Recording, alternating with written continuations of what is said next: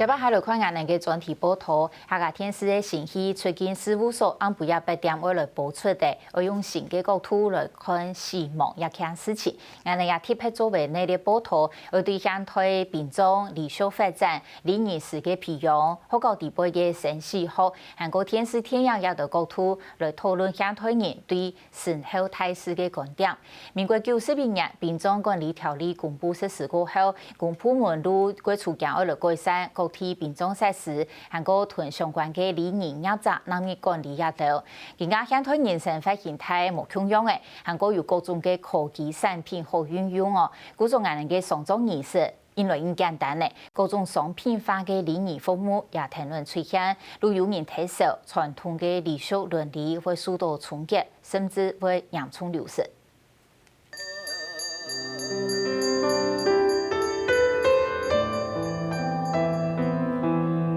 先前台北市政府引起实施天字万联，强插民众用下个万联，引起蘑菇人情的批评。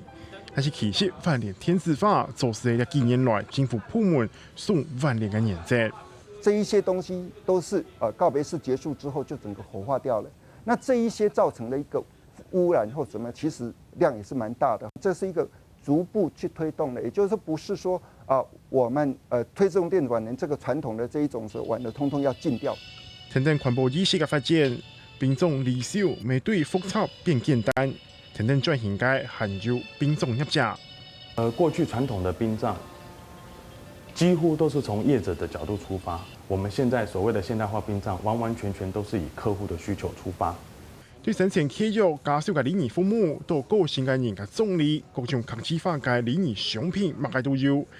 替判丧事嘅人上钱上时间，但是商业化嘅操作不免本人少，采体铁旧嘅风俗还有人情味会慢慢磨灭。30年、50年嘅唔得出嚟，因为外判安因了到历史是其实跌退咧，外判了到17年因是冇咧，但每后一只提放继续是唔见退，所以乜嘅事情是本拍沙可能走了。透过大量的跟客户沟通，探知客户的需求，在殡葬礼仪的基础之下，我们给每一个客户不同的礼仪服务。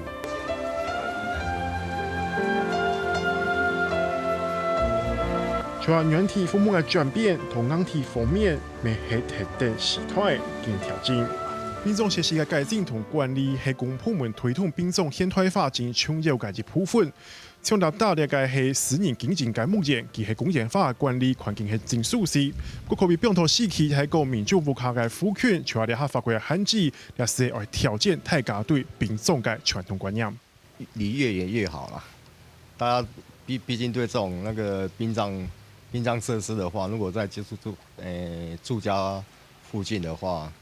可能还是有些反感。政府要推行的时候，就我们人民的一些，比如在教育上面、认知上面，可能要多一些的去沟通跟推广。它毕竟会跟人的距离会慢慢的拉近。好，虽然它比较郊区，但是人到那里去不再有点这个怕生或怎么样这样的